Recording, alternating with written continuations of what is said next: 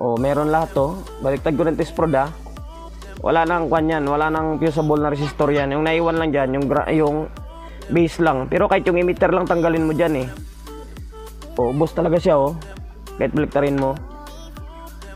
O.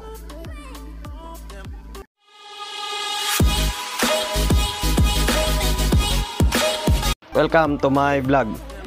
Ayun, una sa lahat, pasensya muna sa boses natin. Tinatamad sana ako mag-vlog kasi masakit na lalamunan ko eh. Boses bakla tayo ngayon. Ito, wala akong pang content eh, kaya kailangan na. And then syempre, para makita na may-ari nito na dito yung nangyari sa unit niya, baka sabihin niya gumagawa-gawa lang ako ng kwento. Ulitin ko pasensya na sa boses natin, medyo masakit na lalamunan natin. Ayun, ito, nagawa ko na itong board na ito. Ito, inuwi ko ito dito sa may bahay, kaya yung background natin ganito. Ito sa may munting lamesa ko na gawaan ko pag overtime. Ayun, ito, okay na, goods na ito, magana na ito. Na-testing ko na ito kanina sa my shop. May audio na ito. Ayun yung nangyari oh. Hindi ko lang pinakita kasi nga, sabi ko, masama karamdam ko dahil masakit yung lalamunan ko. Ito yung mga pinampalitan ko. Yan oh, sunog lahat yan mga yan. Alos na ubos lahat ng pyesa dito. Dito sa side na ito. And then dito is walang na damay. Dito lang talaga. Itong side na to. Tapos isa sa tinitingnan kong factor talaga kung bakit lumiyab ito, dahil wala talaga siyang fuse. Tiningnan ko yung power supply doon, pati sa ilalim niya, binaklas ko kanina. Hindi ko lang nakuha ng may video eh. Wala talaga siyang fuse. Ngayon, ginawan ko na ng fuse yun. Bali, kabilang channel. And then, yung kabilang channel, may tagdadalawang fuse na negative and then positive. Wala lang, hindi ko lang talaga nakuha. Basta, sa mga susunod na video, makikita nyo yun. So, ngayon ito, okay na ito. Napalitan ko na itong mga nasunog na pyesa. And then, gumagana na. Tapos, ito yung pinaka-point ko na para makita na may-ari na kung sakaling mapanood niya ito. Kasi sabi niya, gawa ng vlog eh. Kaya, ito. Dito ako nalungkot guys. Ito medyo ulitin ko disclaimer, hindi ko ginawa yung video na ito para manira or kung ano man intention. Wala akong intention na gano'n na manira ako ng kapwa ko technician ang gumawa nito. Basta akin lang, meron ko content. And then syempre may update yung may-ari nito. Ayan, pilit ko ngang gumawa ng vlog kahit na masakit yung lalamunan ko para kahit paano magampanan yung daily vlog natin hanggang December, kasi sayang yung ads mag-December. Ito, ubos ito lahat guys. Ubos ito hindi pa nabaklas to hindi ko pa nabaklas itong transistor. Baka sabihin nyo gumagawa-gawa lang ako ng kwento. Ako yung sa lahat ng video ko hindi yan, walang gawang kwento yan, puro katotohanan yan. Yan, ina-edit lang pero hindi ako gumagawa ng ito kasing side nito, yung 10 pares para dito sa itong channel na ito. And then yung kabilang channel, ito yung 10 pares dito. Yung 10 pares dito, buo. Tapos, para malaman na kung buo yung transistor o sira, hindi mo na kailangan baklasin yan lahat. Ang gagawin mo, isangat mo lang itong fusible na resistor or 0.33 na 5 watts. Ayan, nakaangat na lahat yan. Nakaangat na lahat. Yan. Ito, nakaangat yan. 10 piraso yan. Tapos, nung chinik ko, ubos lahat yan. Ubos yung 10 piraso niyan.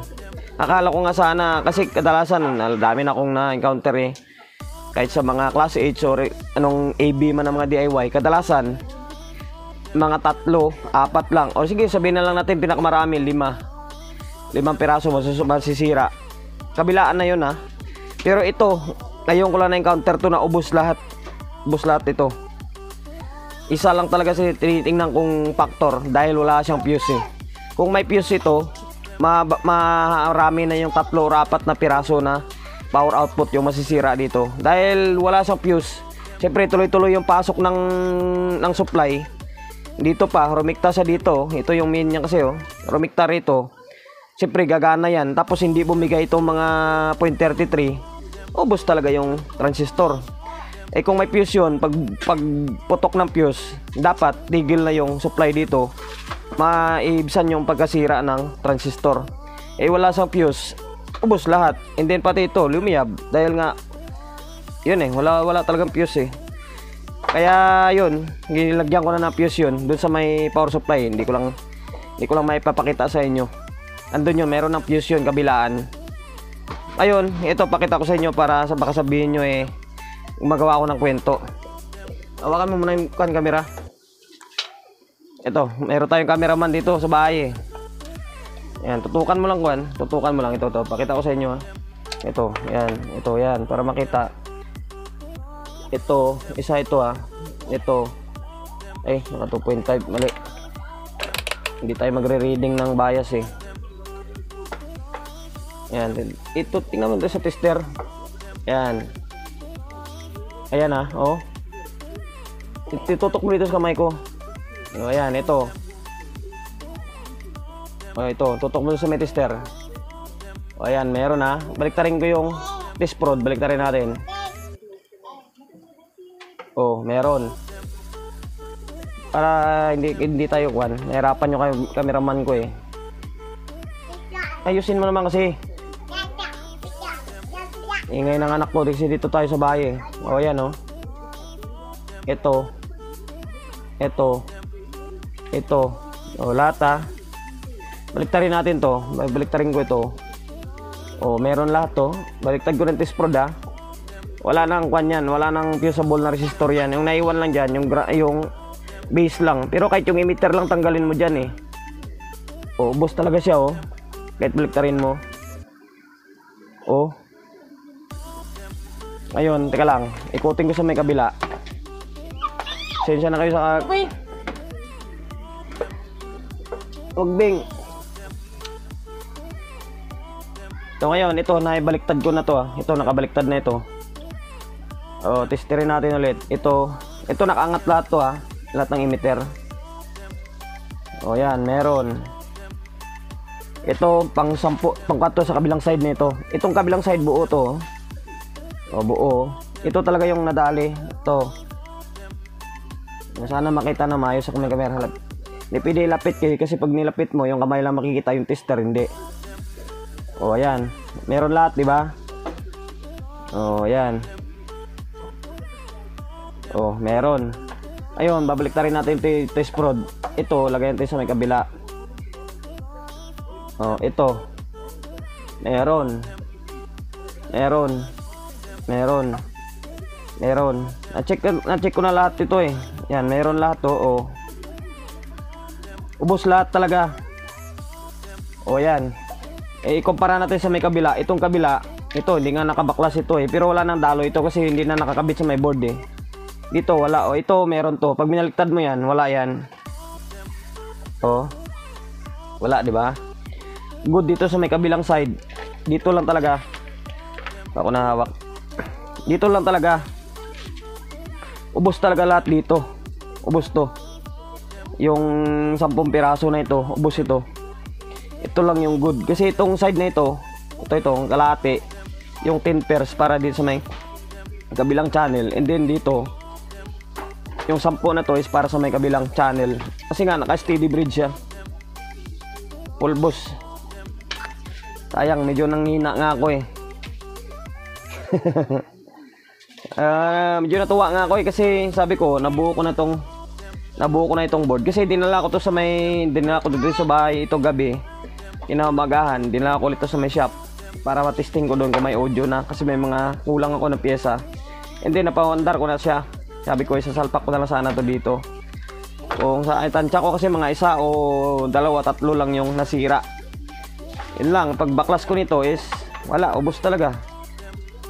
O yun lang, update lang sa ganitong gawa natin na pang battle sound, pang battle na amplifier. Medyo masakit yung lalamunan natin eh, tinis natin para lang makapag-vlog or makapag-update ng gawa natin. Kasi puro naka-line up ko, puro mga power amp yung mga dumagdag pa doon. And then shoutout sa isa kong follower subscriber na nagdala ulit ng unit dun sa may shop ko. Eh, Basta, mga susunod na video natin. Wala nang katapusan to, puro power amp to. Yung Warpadel yata yun. Warpadel na power amplifier. And then yung isa naman, nasa kumpare ko. Shoutout na lang sa inyo. And then, yun lang. Wala na. Hinto muna itong gawa ko dito. Kasi, nagpakiapo ko nung nakarang araw. 5 pares lang yung binili ko na power transistor. Kasi akala ko nga, mga nasa 3-4 lang. 4 na pares na lang natira doon. Kasi nga, nilagay ko yung isang pares dito. Sisira to. Ito yung mapinampalitan ko. Sira din ito eh. Kaya 4 na pares na lang natira. Kulang. Nangyari nito, magpapakiapo ulit ako. Namimili na naman ng power output or power transistor. Wala eh. Ayun lang guys, hanggang dito na lang yung vlog natin. Promotion sa mga gusto magpapagawa ng mga sirang amplifier nila or unit nila, lapit-lapit lang kayo sa may shop ko around Sauyo, Quezon City, number 41, Donolio Gregorio Street, Sauyo Road, Sauyo, Quezon City.